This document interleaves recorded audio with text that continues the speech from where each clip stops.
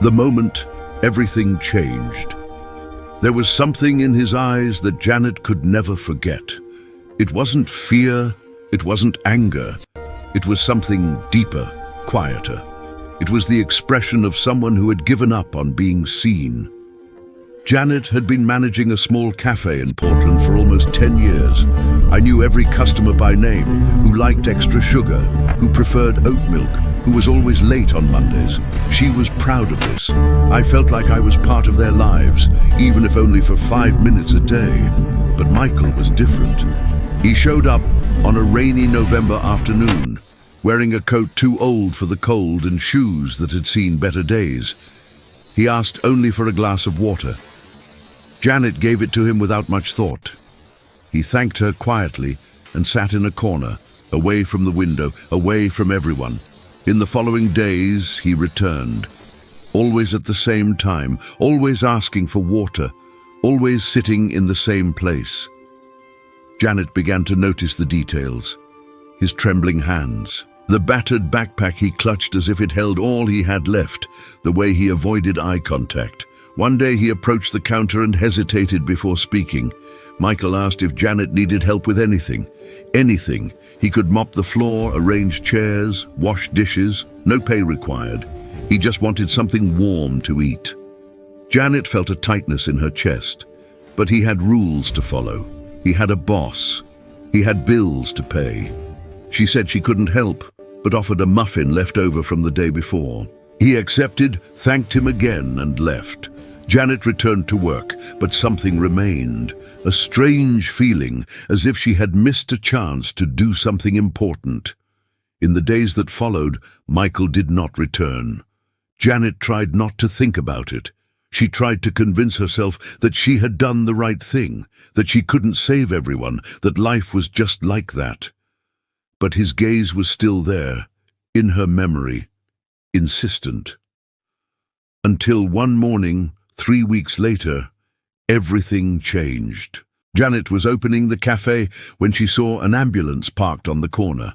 Curious, she approached. A small group of people surrounded someone lying on the ground. It was Michael. He was conscious, but he looked frail, almost transparent. A paramedic explained that he had passed out from hunger and cold. Someone had called for help in time. Janet felt her legs weaken. She wanted to move closer, wanted to say something, but the words wouldn't come. She just stood there, watching as they took Michael to the hospital. That night, alone at home, Janet couldn't sleep. He thought of all the times Michael had come into the cafe. He thought of his request, her refusal, the distance she had kept. He thought of how easy it had been to ignore, how easy it had been to move on. But something inside her didn't want to move on anymore. Something had broken, and Janet knew that if she didn't do something, that weight would never come off. The next morning, she picked up the phone and called the hospital. I wanted to know how Michael was. I wanted to know if he needed anything. I wanted to somehow fix what I'd left broken. The attendant was kind, but said she couldn't share patient information. Janet insisted, explaining that she knew Michael and wanted to help. After a few minutes, the attendant sighed and said something Janet never expected to hear. He'd asked for her, by name. He'd said that if anyone called, it should be Janet from the cafe. That was like a punch. Why would he remember her? Why would he ask for someone who had said no? Janet hung up the phone, her hands shaking. For the first time in a long time, she felt she was facing something bigger than herself, something she couldn't ignore, something that somehow would change everything. And it was at that moment that Janet decided she was going to find out who Michael really was. The life Janet knew. Janet has always been the type to take care of others. Since she was a child, she was the one who comforted her friends at school, who brought food to elderly neighbors, who couldn't pass by someone in trouble without at least asking if everything was okay. But adult life had taught other lessons. I had taught her that it's not always possible to help, that sometimes you have to protect your own space, that boundless kindness can become a burden. Janet had learned this the hard way.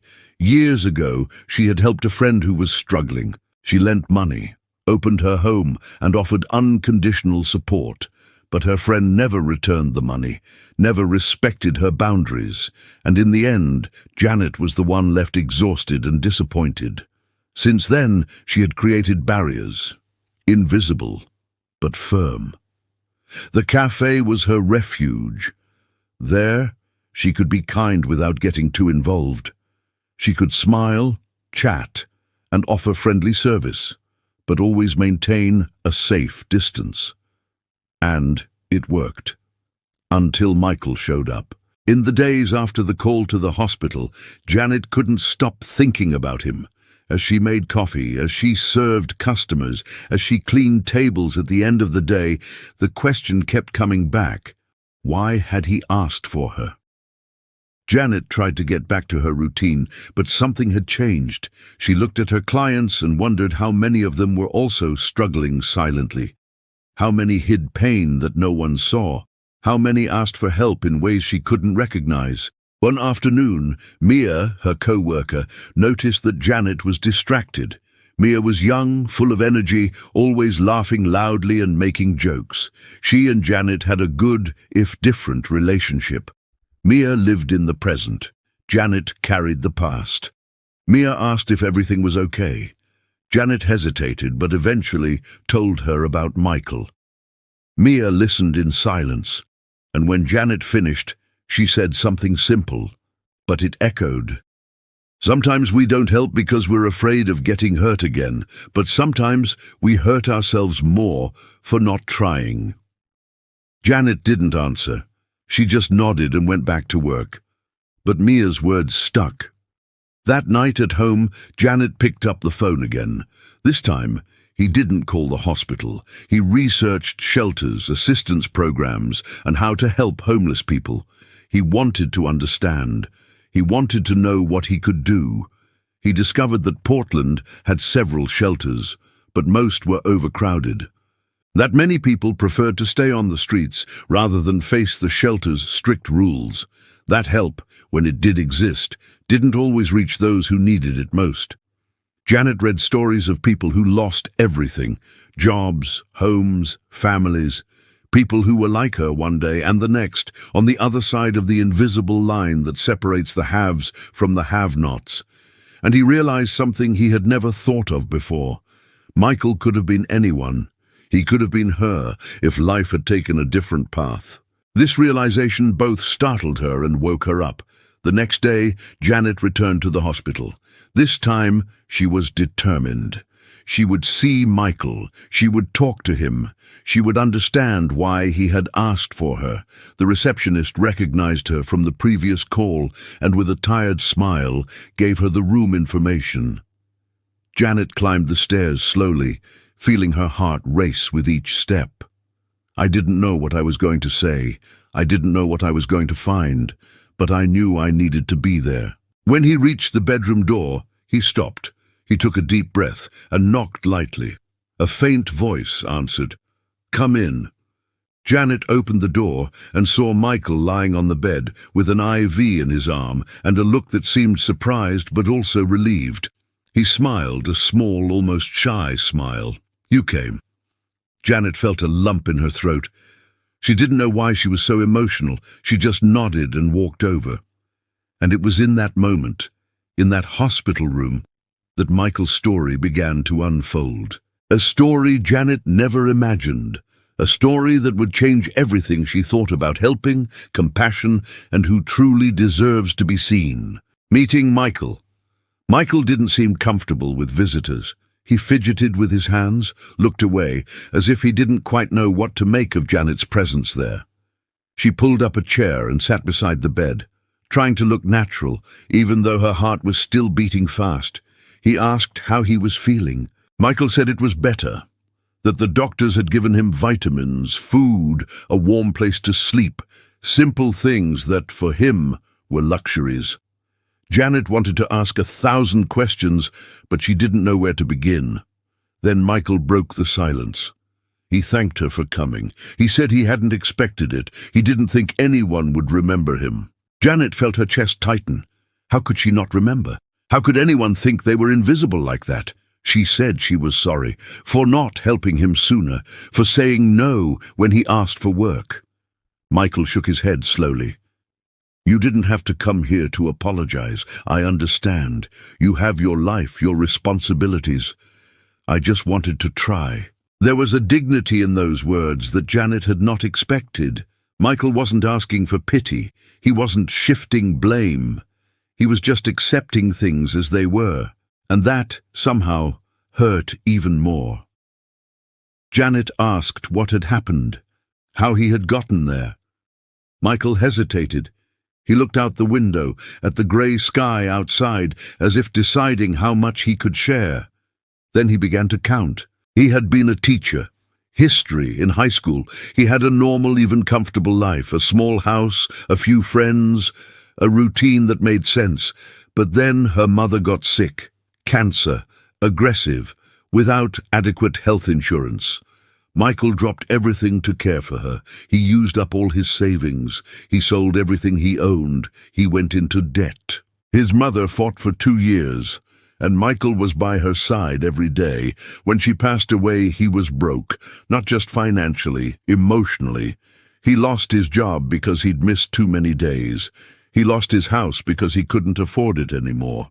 He lost his friends because he'd isolated himself so much that they stopped trying. And suddenly, I was on the street. Michael told all this with eerie calm, as if he were talking about someone else. Janet listened in silence, feeling each word like a weight on her chest. He asked why he hadn't sought help. Family, social programs, something. Michael smiled sadly. He had no family left, and the programs required documents he'd lost, addresses he didn't have, processes that seemed impossible when you're just trying to survive the next day. He said he'd tried. At first. But every closed door, every no, every suspicious look took away a piece of hope, until he stopped trying, until he accepted that maybe this was his place now. Janet felt tears in her eyes but held them back. She asked why he had gone to her cafe specifically. Michael looked at her for the first time since he began telling the story.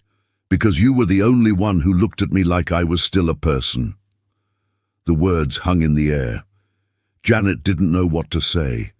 She hadn't done anything special. She'd just handed him a glass of water, offered him a stale muffin.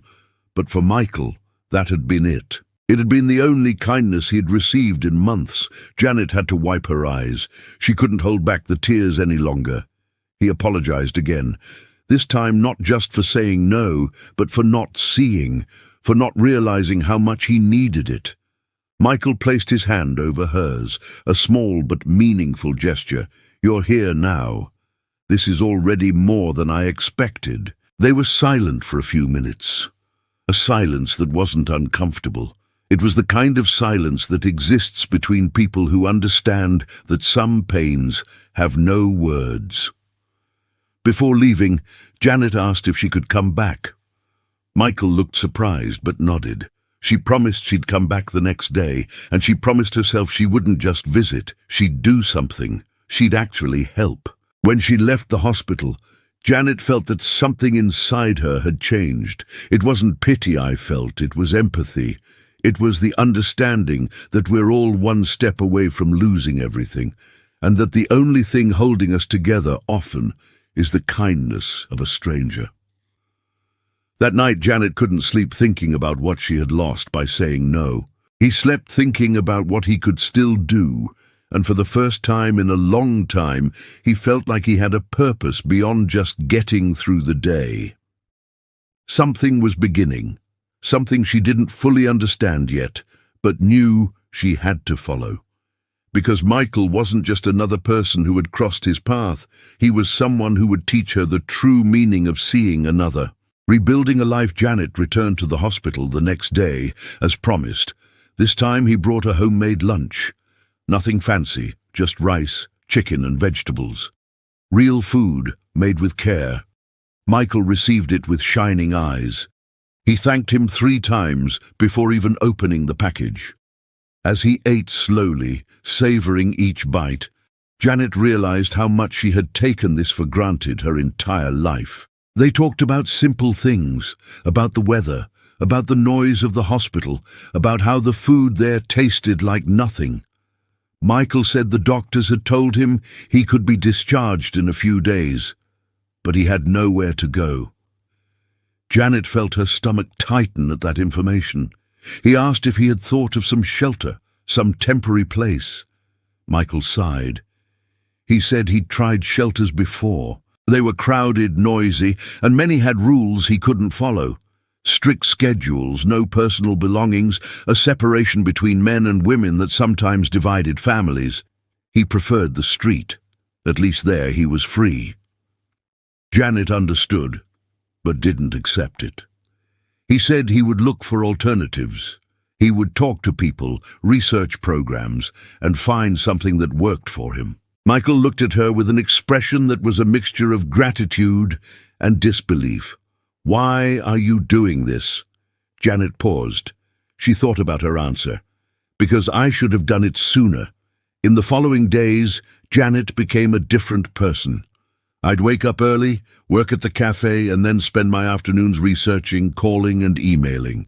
I'd look for organizations that helped homeless people, transitional housing programs, and job opportunities for those without proper documents. Mia, at the cafe, noticed the change. "You're obsessed with this, aren't you?" Janet admitted that she did, but she couldn't stop. She felt that if she didn't do something, if she didn't really try, she would carry that weight forever. Mia offered to help. She said she knew a social worker who worked with the homeless. She could make an introduction. Janet accepted immediately. 2 days later, Janet met with Sarah, the social worker. Sarah was a woman in her 50s, with tired but kind eyes. He'd seen it all, sad stories, stories of overcoming, stories that didn't have happy endings. She listened to Janet talk about Michael and asked some practical questions: age, health, employment history, and document status. Then he explained the real scenario. Finding permanent housing took time, months, sometimes years. There were waiting lists, bureaucracy, and requirements. But there were transitional housing programs that could help in the short term. For work, it would be more difficult without updated documents, but not impossible. Sarah said she could try to get Michael into a program that helps recover lost documents, and she knew of a smaller, quieter shelter where he might be willing to stay temporarily. Janet felt a spark of hope. He asked what he needed to do. Sarah was blunt. "You need to know that it doesn't always work. People have traumas, addictions, mental health issues that make things difficult. You can do everything right and still not succeed." Janet swallowed hard, but she said she wanted to try anyway. Sarah smiled for the first time. "Okay, let's try." When Janet returned to the hospital to tell Michael, he was sitting on the edge of the bed, looking out the window. "She told me about Sarah, about the document program, about the shelter." Michael listened to everything in silence. Then he said something Janet didn't expect. "I don't know if I can." Janet felt the ground disappear. "What can I get?" Michael explained. He said he'd spent so much time just surviving one day at a time that the idea of planning for the future seemed impossible, scary even. He said he was afraid of trying and failing again, of disappointing Janet, of disappointing himself. Janet sat next to him. He didn't speak right away. He just stood there, sharing the silence, the doubt, the fear. Then he said quietly that he understood, that she was also afraid. Afraid of not being enough, of not being able to help, of everything falling apart. But maybe the important thing wasn't to be sure. Maybe it was just to try together. Michael looked at her. There were tears in his eyes. He nodded, slowly but firmly. "Okay, let's try." Janet felt enormous relief. It wasn't a guarantee. It wasn't a happy ending. It was just a beginning. Fragile, uncertain, but real. Over the next few days, Janet and Sarah worked together. They got Michael's paperwork. They booked a spot at the smaller shelter Sarah knew. They planned their next steps. Michael was discharged from the hospital. Janet picked him up. She brought clean clothes she'd bought, a new coat and a backpack with essentials. When Michael put on his clothes and looked in the mirror, Janet saw something in his eyes that she hadn't seen before. A glow, small, but there. He looked like a person again. On the way to the shelter, Michael was quiet. Janet respected the silence. She knew he was processing it, that it was scary to take this step. When they arrived, Sarah was already waiting. He introduced Michael to the coordinators, showed him the simple but clean room that would be his temporarily, and explained the basic rules. Michael listened carefully to everything. Before Janet left, he called her. "Thank you for everything." Janet smiled. She said she would keep visiting, that she wouldn't disappear. Michael waved, and for the first time, Janet saw a genuine smile on his face. When she left the shelter, Janet felt something strange. It wasn't exactly happiness. It was more like purpose. She had done something that mattered, something real, and somehow I felt like this was just beginning, because Michael still had secrets. Things I hadn't told him, things that when revealed would change everything. The past that no one knew. 2 weeks have passed since Michael entered the shelter. Janet visited whenever she could. She brought food, chatted, and checked on the progress of the documents. Michael seemed to be adapting. He slept better, ate better, even smiled more often. But there was something about him that Janet couldn't decipher. Moments when he would become distant, lost in thought. Moments when he would stray from certain topics, quickly changing the subject. Janet didn't pressure. She understood that everyone has their own time. Until one day, Sarah asked to talk to her. They met at a cafe near the shelter. Sarah looked worried. He said he had discovered something while helping Michael with the paperwork. When she researched his background, she found old records that showed Michael wasn't just an ordinary teacher. He had been a university professor. He had a PhD in history. He had published academic articles, given lectures, and had a promising career. Janet was in shock. Why had he never mentioned this? Sarah explained that many homeless people hide their past out of shame, pain, or fear, that it will make things harder to accept. The more you had before, the more it hurts to have lost it. Janet was silent, absorbing the information. He asked if there was anything else. Sarah hesitated. She said yes, but that she thought Michael should be the one to tell her. That made Janet uneasy. That afternoon, when he went to visit Michael, he noticed something was different. He asked if everything was okay. Janet couldn't hide it. She said Sarah had told her about his past, about his academic career. Michael closed his eyes for a moment. When he opened it, there was sadness there. "I knew you'd figure it out eventually. I just didn't want it to change the way you see me." Janet came closer. She said nothing had changed, that he was still the same person. Michael shook his head slowly. "But change. Because now you'll wonder how someone who had so much could have lost it all, and you'll start to see me as a failure." Janet felt her heart tighten. I said no, that it wasn't like that. That life happens in ways we can't control. Michael looked at her with an intensity Janet had never seen. "Do you want to know the truth? The whole truth?" Janet nodded. Michael took a deep breath. Then he began to tell what he had saved so far. He said that, before everything fell apart, he wasn't just a professor. He was a respected researcher, an expert in American social history and the civil rights movement. He had written a book that had won awards. He had been invited to TV shows and international conferences. He had everything he ever dreamed of. But when his mother fell ill, he dropped everything without a second thought. His colleagues didn't understand. They said he was throwing his career away, that he could hire someone to take care of it. But Michael couldn't.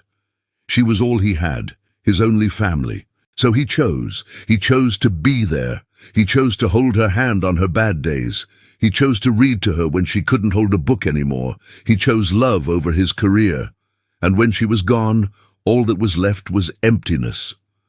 Michael stopped talking. He wiped his eyes. Janet had tears streaming down her face. She said he had done the most beautiful thing anyone could do, that he had been the son every mother deserves to have. Michael smiled, but it was a smile filled with pain. I know, but it doesn't pay the bills. It doesn't stop you from losing everything. It doesn't make people see you as anything other than a failure. Janet held his hands. I see. I see who you are. And you are not a failure. You are the bravest person I have ever met. Michael let the tears fall. They stood there in silence, just holding each other's hands. And Janet realized something important. Michael didn't need to be saved. He needed to be seen. He needed to be reminded that he was still someone, that his story mattered. But there was one more thing Sarah had mentioned, something she said Michael should tell her. Janet was about to ask when Michael spoke. There's one more thing you need to know. Janet felt a chill down her spine. Michael looked at her with a hard-to-read expression. My mother wasn't just my mother. She was important to many people. Janet frowned, not understanding. Michael continued. She was one of the first black nurses to work in integrated hospitals in Oregon in the 1960s. She fought for rights, for equality, for justice. She saved lives, she changed lives. And I thought that by caring for her I was honoring everything she had done. But in the end, I lost everything, and I wonder if she would have wanted that. Janet was speechless. Everything was beginning to make sense. Michael's dignity, his quiet strength, his refusal to ask for help. He had learned all this from her. But I had also learned to carry everything alone, and Janet realized that if she really wanted to help Michael, she needed to do more than just find him a place to stay. I needed to help him find purpose again, remembering why your story mattered. The forgotten legacy. Janet couldn't stop thinking about Michael's mother, a woman who had fought so hard, who had meant so much to so many people, and who was now just a memory kept in the heart of a son the world had forgotten. There was something deeply unfair about this. That night, Janet did something she hadn't planned. He researched Michael's mother's name, Dorothy Chen, and what she found left her breathless. Old newspaper articles, black and white photos of protests, hospitals and ceremonies, mentions of nursing pioneers in local history books. Dorothy Chen wasn't just important. She was a forgotten heroine. She had faced discrimination, threats, and closed doors, but she had paved the way for other black women in medicine. He had saved lives not just with his hands, but with his courage. Janet felt something grow inside her, an idea, maybe crazy, but possible. The next day he looked for Sarah again. He shared what he had learned about Dorothy Chen. He asked if there was any way to honor that story, to bring that legacy to light. Sarah thought for a moment. He said he knew a local journalist who covered stories of human impact. Maybe she'd be interested. Janet felt her heart race. But before I did anything, I needed to talk to Michael. When he arrived at the shelter, Michael was sitting in the small back garden, staring into space. Janet sat next to him. He told me what he had researched about Dorothy, about everything she had done, about how few people knew her story. Michael listened in silence, his eyes welling up. Janet then asked the question she had brought. What if we told this story? What if we reminded people of who she was? Michael looked at Janet, confused. Like this? Janet explained. A story in the local paper. Maybe a tribute. Something that would highlight Dorothy's legacy and somehow honor the sacrifice Michael had made for her. Michael was silent for a long time. Then he said something Janet didn't expect. I don't know if I deserve to be in this story. Janet felt her chest tighten. Why not? Michael explained. He said he was ashamed that people would see that the son of such a strong, courageous woman had ended up on the street. that they would think he had wasted everything she had built. Janet held his hands. Or they'll see that you loved her in the purest way possible, that you gave up everything to be by her side, that you honored her with every day, every moment. Michael let the tears fall. I just wanted her to know it was worth it, that I have no regrets. Janet smiled, her eyes filling with tears. She knows. I'm sure she knows. After a long moment, Michael nodded. Okay, we can tell the story. In the following days, Janet contacted the journalist Sarah had mentioned. Her name was Patricia. She was an experienced woman with decades of experience who had seen many stories but was still moved by the right ones. When Janet told her about Dorothy and Michael, Patricia was silent on the phone. So I said, I wanted to do the story. They arranged to meet at the shelter. Patricia arrived with a notebook, a pen, and a kind expression. He talked to Michael for hours. He talked about his childhood, about growing up watching his mother struggle every day, about the stories she told, about the patients who returned years later just to say thank you. She talked about the illness, about her last days, about her final words. She had said she was proud that he was the best thing she had ever done. Michael told everything in a choked but firm voice. Patricia wrote, but sometimes she would just stop to listen, to feel the weight of those words. In the end, she thanked him. He said the story would come out next week, that it would be on the featured page. When he left, Janet and Michael were left alone in the garden. Michael looked exhausted but also lighter. Thank you for reminding me that her story matters. Janet smiled. Her story has always mattered, and yours too. When the story came out a week later, Janet bought 5 copies of the newspaper. The headline read, A Son's Love and a Forgotten Heroine's Legacy. The photo showed Michael holding an old photo of Dorothy in her nurse's uniform. The article told everything: Dorothy's life, her struggle, Michael's sacrifice, the loss, the street, the recovery. She was honest, she was raw, she was beautiful, and it touched the hearts of many people. The next day, the shelter's phone didn't stop ringing. People wanting to help, people who remembered Dorothy, people who had been cared for by her. Michael's former college classmates who didn't know what had happened, and something unexpected. A foundation that preserved stories of medical pioneers in Oregon reached out. They wanted to create a permanent tribute to Dorothy Chen, and they wanted Michael to be involved. For the first time in years, Michael felt like he had a purpose again. It wasn't just about surviving, it was about honoring, about remembering, about carrying on the legacy. And Janet, watching it all happen, realized something important. She hadn't saved Michael, she had just seen him, and sometimes being seen is all a person needs to remember who they really are. The truth that changes everything. 3 months have passed since the article was published. Michael's life had changed in ways he never imagined possible. The foundation not only created a memorial for Dorothy, but also offered Michael a job as a historical consultant, helping to document the stories of other forgotten pioneers. It was temporary, but it was a start. Michael also secured a small apartment through an assisted living program, simple but his. Janet continued to visit, now not out of necessity, but out of true friendship. They drank coffee together, talked about life, plans, the future.